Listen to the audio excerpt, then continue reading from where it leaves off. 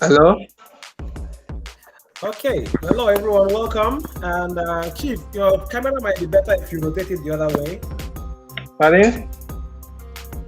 I said the camera might be better. Okay, let's go. We're going live in a short time. We have My only what one. with camera? You're okay. You're okay the way you are. Okay.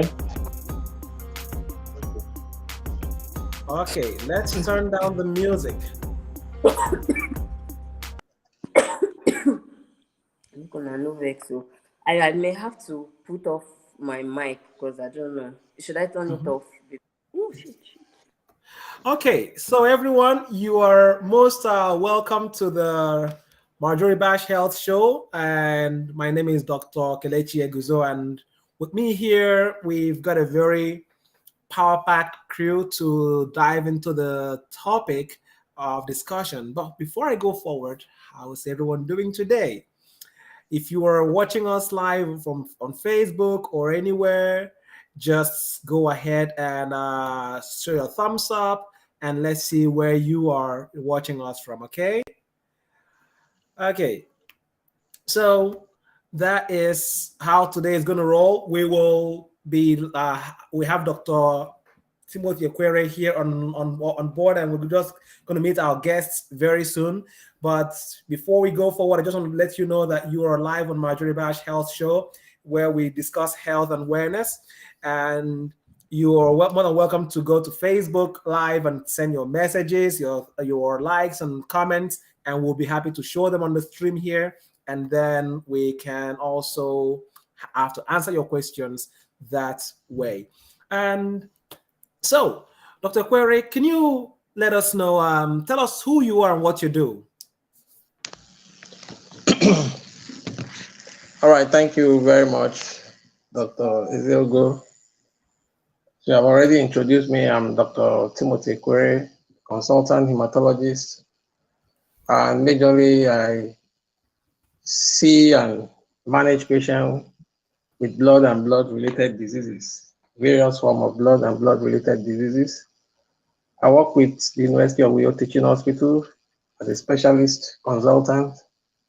I also work with the University of Uyo as a lecturer and associate professor in the Department of Hematology, where I'm involved in training of medical students as well as postgraduate students in hematology. And of course, I render community service, which is part of what we are doing today. So in a Wow. nutshell, that's all. We are very delighted to have a man that wears many hats, not just many hats, but many important hats in the community. You're most welcome here, Dr. Ekwere. And the other person that's joining with me here, who is running our works in the background and making sure that you can hear us, you can see us, and all of that stuff is Dr. Becky Brown from Marjorie Bash College of Health and Technology. And myself, my name is Dr. Kelechi Eguzo, and I am a family physician.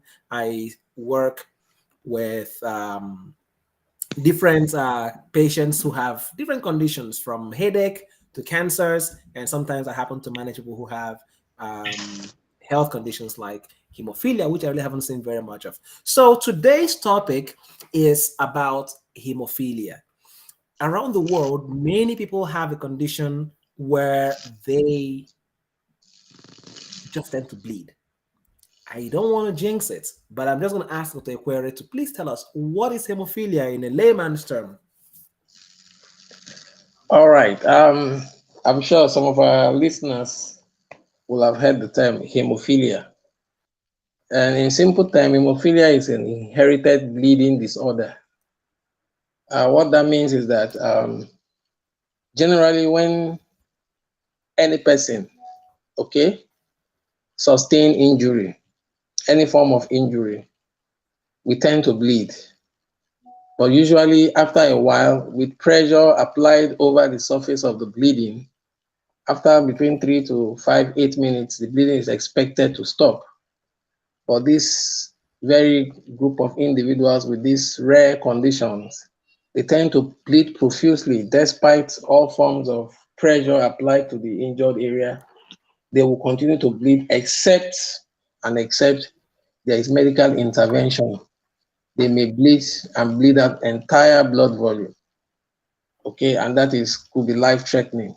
So in a nutshell, it's an inherited condition in which an individual is unable to control, that is bleed excessively due to some deficiency of some factors that are inherently present in the blood system of every normal individual.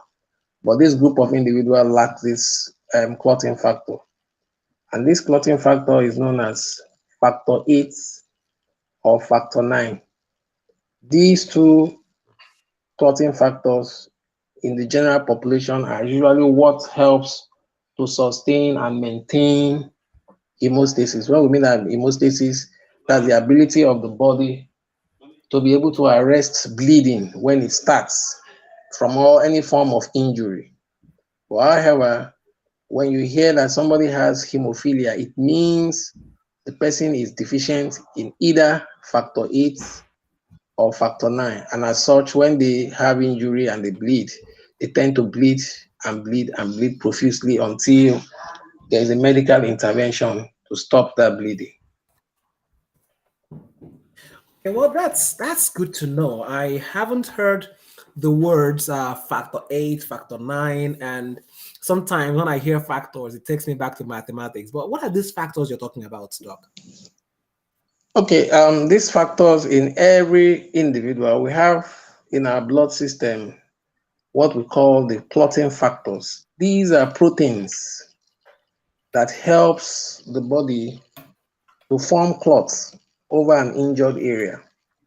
Okay, so whenever we have injuries, in simple terms, these factors, there are about 12 or 13 of them, come together through various mechanisms and reactions with the help of factor 8 and 9, being the anti-hemophilic factors, will come together to help maintain and form a clot over that injured area. We cannot rule out the role of platelets as well. Platelets also have a very important part in forming clots. But basically, when we talk about hemophilia, there are platelets both in function and in numbers. That in function, that's quality, and in quantity are normal. But the problem is this factor 8. They have every other factors, the factor 1, factor 2, up to factor 13. They have all these other factors, but they are deficient in either factor 8, the anti-hemophilic factor, or factor 9, also known as the Christmas factor. And these two factors are those proteins in the body that without them, the individual is not able to form a firm clot over an injured area. And the consequences is that the person continues to bleed and bleed and bleed until there is a medical intervention. Where there is no medical intervention, I can bet you that the person will bleed and bleed until it gets exsanguinated and it's life-threatening, but the person may die from bleeding out his entire blood volume in a very short time. So it's that serious a medical condition. And the awareness needs to be made known to the public, because all around us, we may have seen one or two persons with this very rare condition, knowing a child or an adult that tends to bleed like this. And it's important to advise them to, as much as possible, seek medical attention very fast. Mm-hmm. Wow, that's very good to know. Thank you very much for delving right into this. I mean, listening to you describe how this, going back to the basics of things like the factors. It takes me all the way back to medical school. Now I see why you're an associate professor. That's very well explained. And so, from what you said, hemophilia appears to be a disease that affects males general for the most part. Why is that? Okay, like we said, it's an inherited condition, but in this case, it's an X-linked inherited medical condition. X-linked in the sense that this condition affects the X chromosomes. And so we know that for males, for a male child or a male individual, we have what we call the X and the Y chromosome. While for female, we have two X chromosomes. Okay? So the X chromosome in either sex, both male and female, is usually dominant. So the X chromosome is the dominant chromosome, while the Y chromosome in the male is somewhat referred to as inactive or a recessive chromosome. So the pathology, the genetic pathology in hemophilia actually is an X-linked. That means affecting the X chromosome. So because for female, they have a complementary X chromosome. So most time when a female has this abnormal gene on this X chromosome, the complementary X chromosome is able to compensate. And so the disease is not expressed. So in female, they become an obligate carrier. That is, they have the disorder in them, but it's not expressed because the other X chromosome is able to carry out the function of the abnormal chromosome, X chromosome. But in the male, because they have just one X chromosome and the Y chromosome in most cases tends to be said to be recessive or inactive, as it were. So anything that affects the X chromosome is obviously expressed. And so once the spouse, that's the woman who is X, carries the abnormal chromosome, now bears a male child, definitely, and transfers the abnormal X chromosome, that contributes the abnormal X chromosome to the gender of the child now taking the Y chromosome. Then because he's transferring the abnormal X chromosome coming from the mother and the man donating his own Y chromosome, then obviously the child become completely an hemophilia. But on the other hand, if the mother donates her own X chromosome, which is that carries the abnormal gene, and the father now donates his own X chromosome, which means that child is going to be a female, then that child will become an obligate carrier because the other complementary X chromosome coming from the father now that has no abnormal gene, that's from the father is able to compensate, and so the child will not express the disorder, and that makes that child, that female child, an obligate carrier of the disease. So essentially, hemophilia is a disease of the male, while females are said to be carrier. But there are few theoretical circumstances in which a female can also be a carrier, can also be, a sufferer. Instead of being a carrier, there are some few exceptional cases in which a female can also be a carrier. If you permit me, we may go into it or we may just allow that to be. But there are a few rare circumstances in which you can have a female hemophilia from genetic basis. Mm-hmm. Well, thank you very much for going into that detail. I like how you delved into to the roots and trying to show us how a woman is the carrier, but it's the male who makes it be more evident, and that's why it's more common in males. A viewer actually just asked us a question: which people get hemophilia the most? And I believe Dr. Ekwere has addressed that to show that the hemophilia is mainly a disease of males. So, in your experience working at the University of Uyo Teaching Hospital, like how many patients have you seen in the last, say, 6 months, 1 year that have hemophilia? Is it like real in our society, or is it just in the textbooks? Oh, definitely. There are quite a number of them, though not many in our environment. At the outset of this condition in the early 18th century, it was thought to be a disease of the royals. What I mean, the disease of the royals was disease amongst the kings or the royal families generally, because they practice what they call inbreeding. But with time, science have shown that, look, the disease is also prevalent in the general society, okay, as opposed to what used to be thought of, that, oh, this is a disease that is synonymous with people from the royal family. So in our own practice here at the University of Uyo, we have by and large 6 hemophilias. And surprisingly, these 6 hemophilias are from just 3 families. In one of the families, we have 2 boys, okay, in a family of 4, 2 girls, 2 boys. We have the 2 boys being hemophilia. Then in the other family, we have 3 of the boys. The family also, I think the family of 5, 3 of the boys are all hemophiliac. Then we have one other family, just one person is an hemophiliac. That's the family of 2, I think 1 male and 1 female. And in all of these families, you find that those female, if we can do genetic testing, we may find that those females in those family may be carriers of the abnormal gene. But because they are female, the other X chromosome, like I earlier explained, we compensate. And so they will not manifest the disease as the bleeding tendencies as seen in the male children. So You they know, are there in the family, but what I would say is that the prevalence or the prevalence in our community is underestimated.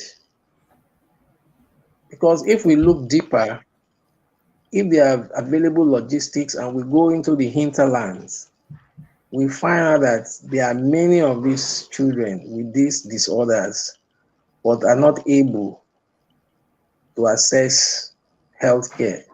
Perhaps because healthcare is far away from them, so accessibility is poor. Okay, awareness is also at the lowest ebb concerning many this disorder in our environment.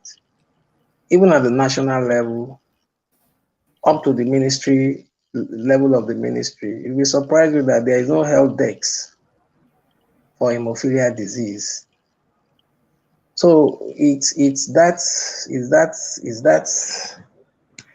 abysmal when it comes to the level of awareness. So generally, even globally, it is believed that the prevalence is even underestimated, especially in developing climate like ours.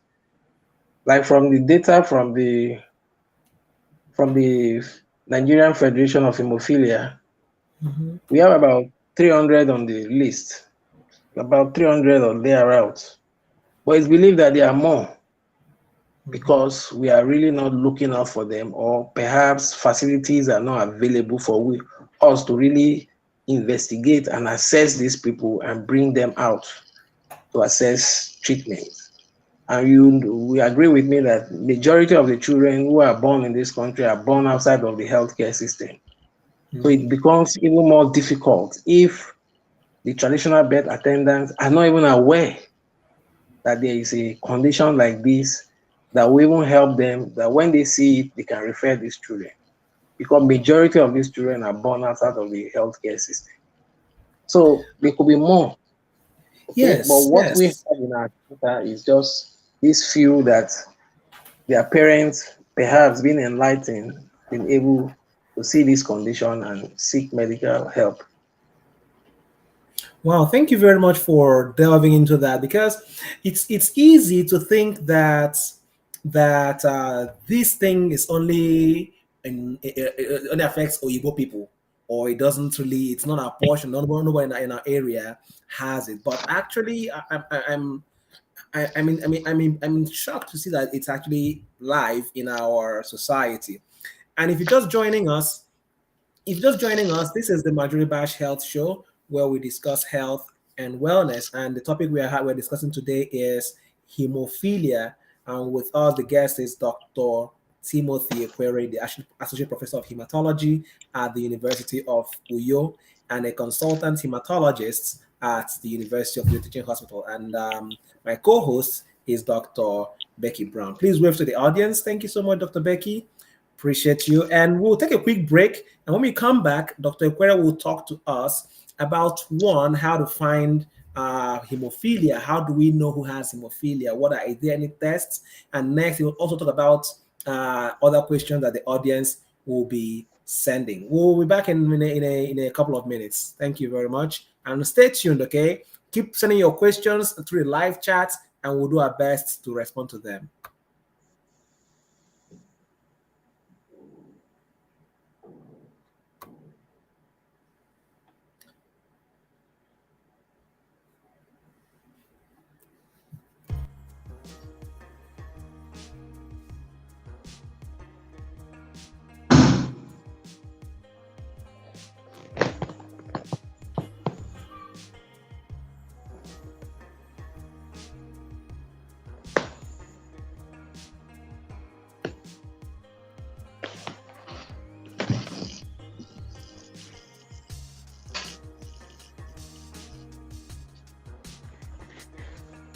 Source. I hope you can see my face. My light source is so low. Okay, we are all back here again at Marjorie Bash Health Show. Dr. Ekwere, we can see your face very well.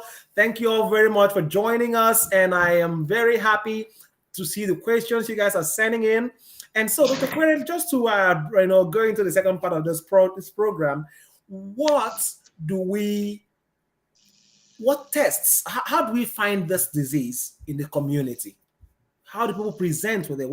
How do we get to discover it in our local communities? All right. Thank you for that question.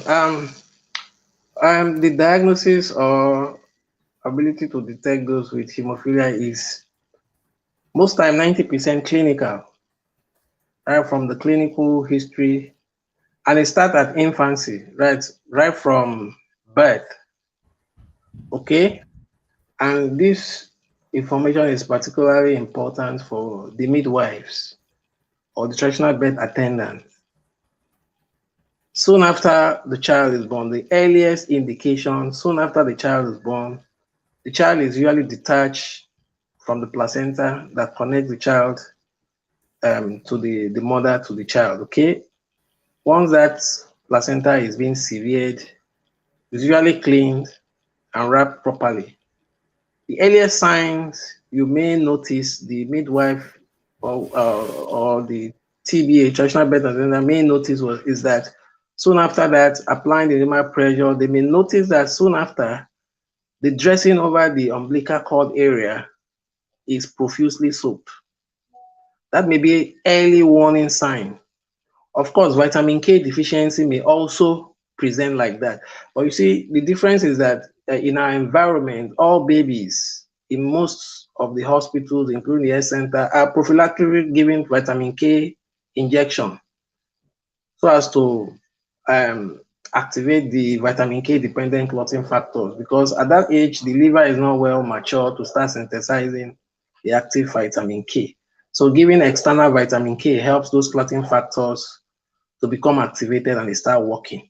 Okay. So once vitamin K is given, which is usually done in our environment to almost all newborns, okay, if that was done and then you still notice that 24, 48 hours after, the child is still, the bleeding area is still soaked, that's an earliest indication that something may be wrong.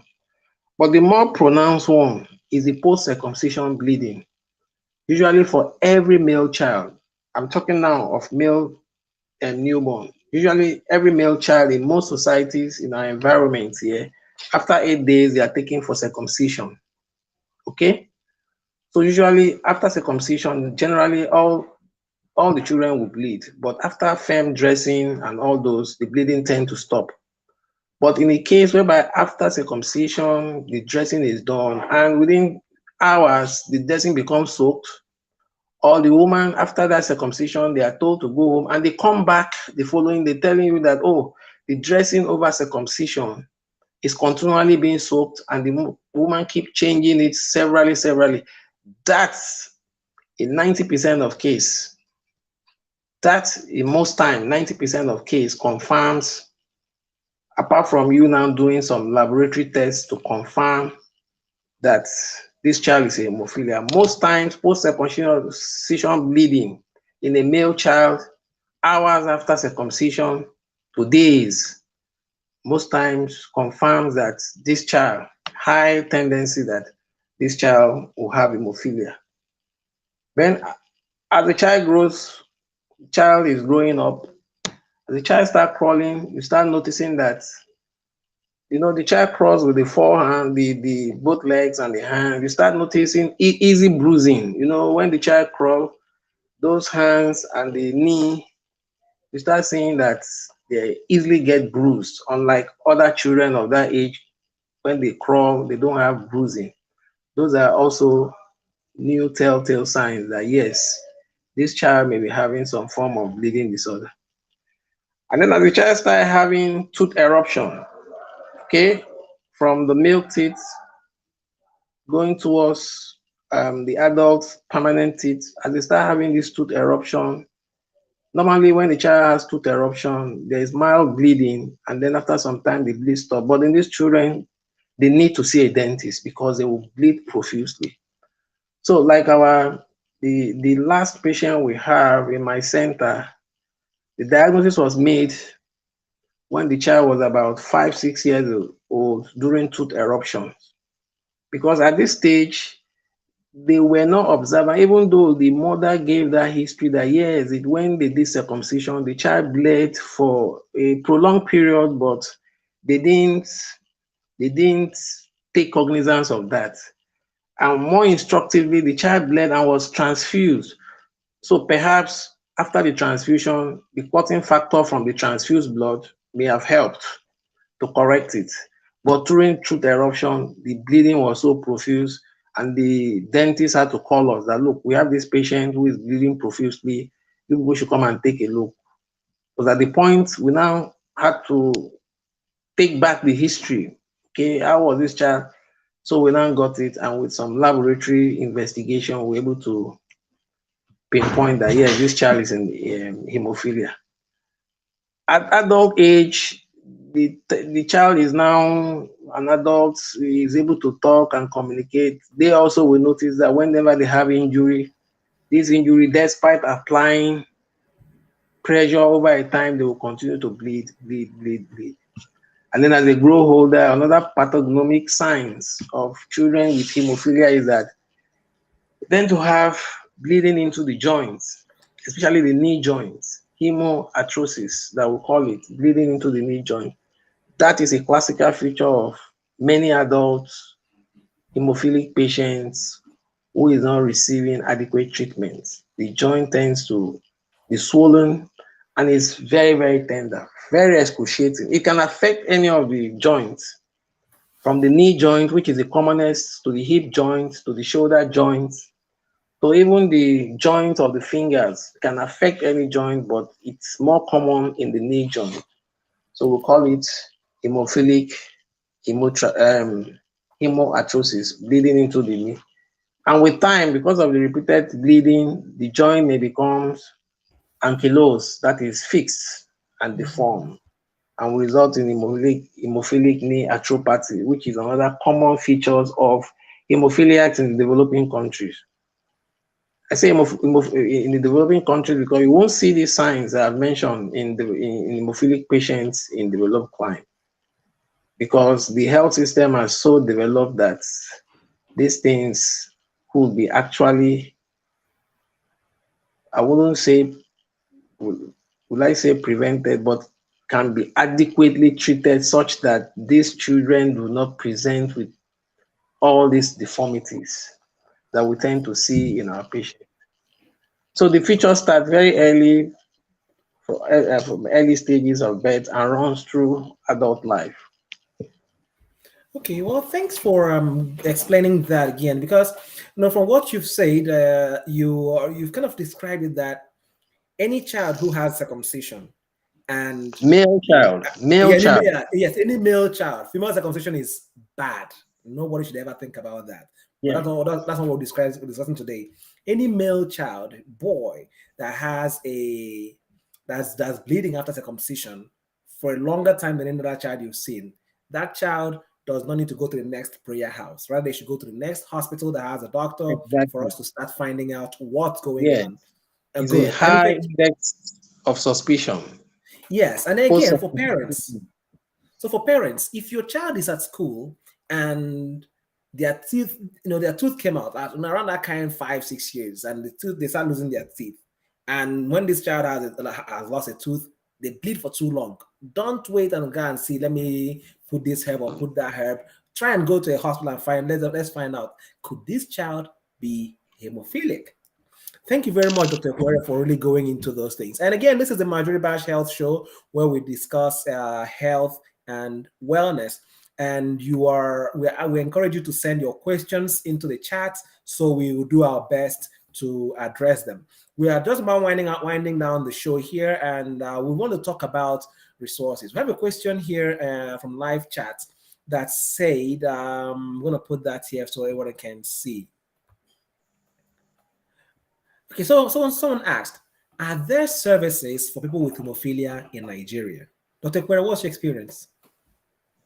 Yes, there are. There are designated centers in the country in the 6 geopolitical zones where hemophiliac patients are treated. Generally, in most of the teaching hospitals, you have specialists, hematologists like myself, who are versed in the clinical presentation and the management of children with hemophilia.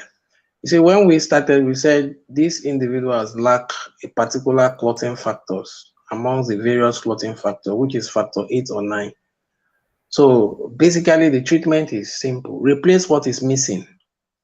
And science has developed such that these clotting factors are now, there are various preparations. They are like drugs. They are readily available, okay? Not readily available over the counter, but they are available through designated means. And so when you have these clotting factors, you inject into the child, it replaces the normal, natural occurring factor 8 or 9, depending on the deficiency that the child has. So the first thing is to determine which of the factors that is missing, which is what we do. Once you have a high index of suspicion, carry out your test. It will be able to tell you, oh, is this factor 8 or factor 9? And then once it's factor 8 or factor 9, the next thing is to determine the severity. Okay, because you have mild hemophilia, moderate hemophilia, and very severe form. May interest you to know that majority of the cases we have are severe hemophilia, in which case the factor 8 or 9 activity is less than 1%. That means virtually no factor at all. And so the majority of our patients tends to bleed profusely from very minute or minor injuries. Okay, so once you have these factors available, many of these tertiary institutions have, and where they don't have, we normally will reach out to the Nigerian Federation of Hemophilia with headquarters in Kaduna, where the chairperson resides. I think the headquarters is in Kaduna. So once you reach out to them, they will be able to send some factors, but limited, because they also assess. Remember, I said the factors are available, but through designated means. And one of the designated means we have in the country is through the Nigerian Federation of Hemophilia. These are drugs that are not gotten, usually you are not supposed to get it over the counter because they are very, very expensive. So the Nigerian Federation liaises with the World Federation of Hemophilia, and they get this factor supplied to them through the Nigerian Federation, while the Nigerian Federation now supplies to the sufferers. So it's expected that as soon as you identify an hemophiliac patient, you're supposed to register them with the Nigerian Federation, so as for them to be able to access not just factor, but education, because they have meetings where they educate them on self-care, okay, and how to manage their condition up to adulthood, okay. So there are facilities that are available in the countries, in almost all the teaching hospitals, but there are some designated facilities where we call the Hemophilia Treatment Center. Some centers has been designated. Which ones are they? Which are those centers around us? I think our network we're having a glitch in the network. Just give us a few minutes and we'll get back, we'll reconnect again, okay? This is still Marjorie Bash Health Show, where we discuss health and wellness at its best, and we'll pause for a quick break to get back our network.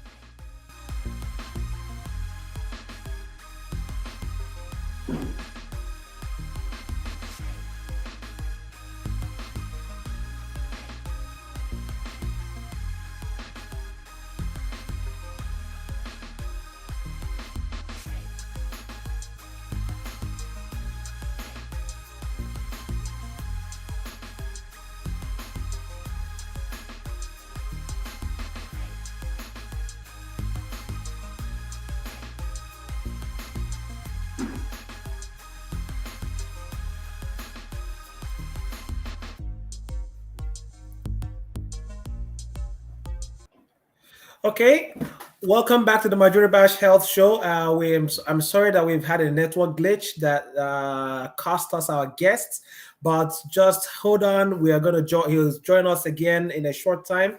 And Dr. Ekwere from the University of Uyo Teaching Hospital has been discussing hemophilia, and we've gone through different things from how it presents, who gets it, and why they get it, and then the kind of services that are available in Nigeria for people that have hemophilia. So just so you know, we have a quiz that you can take at the end of this broadcast for you to stand a chance to where you can stand a chance to win free airtime by answering questions about today's show and about hemophilia. You don't need to pay money to take our quiz. It's totally open, and and you can take it just so you get to know more about hemophilia. But I can assure you that if you take the quiz, you will likely, I said likely, but not for sure, qualify to get free airtime from Marjorie Bash Foundation. And one more thing I'd like to mention, though, is that we have an ongoing research about hemophilia. We want to find out what's happening with hemophilia in Nigeria. And this research is aimed at one, understanding the barriers that people face in accessing care, either barriers towards education or treatment or even support. And this research is anchored by Marjorie Bash Foundation in partnership with the Marjorie Bash College of Health and Technology in Aba. You do well to get in touch with us if you're interested.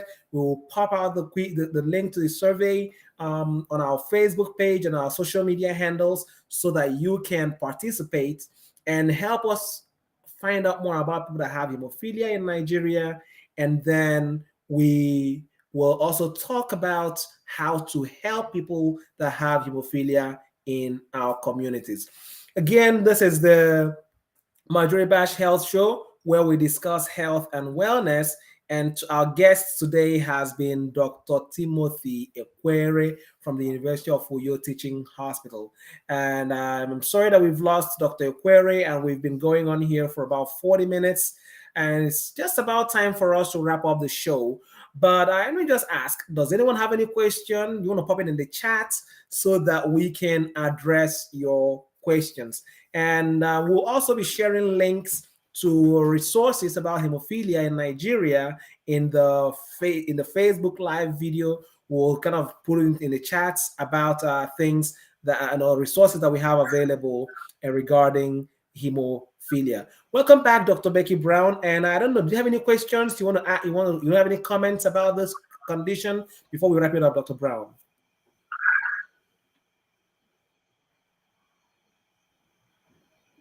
Okay, I'm afraid Dr. Brown cannot hear me very well. We seem to be having quite a lot of network challenges tonight. But you know what? This is how life is. Some things don't usually go as planned. And we are very happy and delighted that you were able to join us.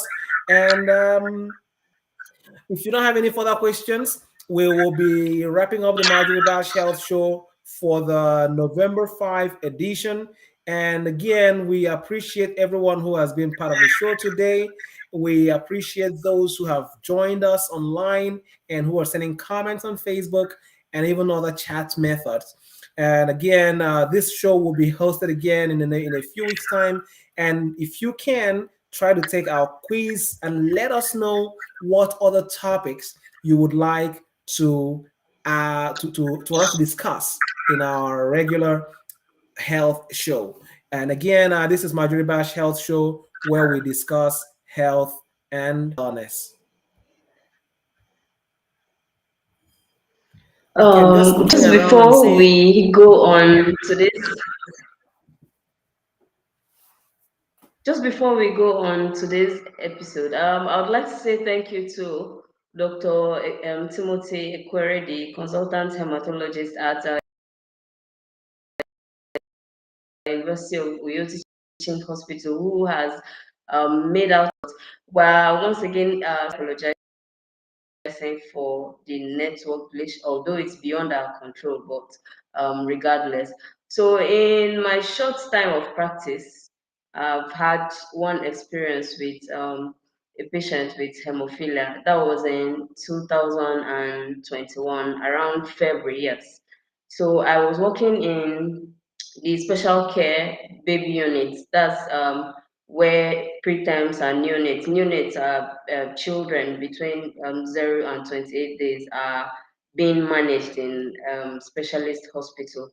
So while we were there around 9:10 p.m. in the night, rushing a baby, and apparently the baby had been circumcised earlier that day, but was bleeding despite dressing and applying pressure and all of that. And so they brought the child um, for us to see and then manage appropriately.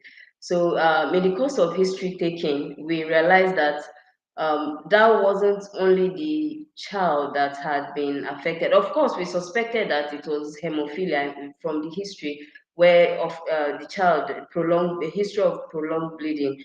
But when we took further history, family history, and the likes, we discovered that the older brother, or the older brother to the one that had come that was 8 day old, had similar issues during circumcision, and he bled for, he got better. Well, unfortunately, he lost that baby, or yeah, baby, of course, and it to follow up. As with most healthcare facilities have issues with level of education of patients, financial issues, and all that. So once some of these patients come to the hospital, they do not want to stay beyond a certain period because they are financially constrained. And that was the case of this baby and the family. When the immediate issue at that point in time was resolved, they opted to go home. And of course, you can't force them to stay. You can't keep them beyond what they can afford, and so we let them go. That's the last of it. I heard. So I do not know. Well, we also have issues with poor data collection in Nigeria, so I can't tell for sure how many more are living with hemophilia in states where I was as at 2001. So that's just a little bit of the contribution that I wanted to give on the show. Over now to our host, Dr. Kelechi. Thank you. Well, thank you very much, Dr. Brown, for your thoughts on for sharing us your experience about hemophilia. So this thing is real. It's not just only in our imagination or only at the teaching hospitals. And that's it, ladies and gentlemen, for tonight's show of Marjorie Bash Health Show. We are asking you to continue to live healthy and live well. If you've got any questions about this topic, please shoot an email. And I'd like to remind you that we have a quiz that you can take at the end of this show to let us know what you've learned about hemophilia. And before I go, I'd like to remind everyone that Marjorie Bash College is admitting students into the 2023 and 2024 sessions. We have several programs. One of them is community health, where we teach you how to, do things like take deliveries, give birth to babies, or manage common conditions, or even help to identify those that have hemophilia. We also have pharmacy technicians program, where we teach people how to manage medications and support pharmacists in the community. The other program we have is health information management. Dr. Brown talked about lack of data. These people manage health data. They help with managing health records. And it's a beautiful program that we have. That is well accredited. And we also have our medical laboratory technicians program, where we teach you how to make diagnosis, work with different lab tests, and they can work in teaching hospitals when they graduate, or even in private hospitals. Then biomedical engineering. I don't know how many of you have gone to a hospital and they said, the X-ray machine no they work, or this one no they work. Our biomedical engineering program is supported by partners from the UK who have made it possible for us to be able to train people in different areas to be able to manage health equipment. And we have a lot of certificate programs. So you are more than welcome to check out our application form. Just visit our website. It is www.mbashcollege.org, and you'll be happy to find out more about horse. And so, thank you very much, Nonye Doris, for your comment and replying to a question here on our a comment on our Facebook that this thing it happens to do this condition has to do with males mostly. Well, until I see you again, keep staying healthy and keep staying fit. Again, this is Marjorie Bash Health Show. Have a wonderful evening and stay well. Bye-bye.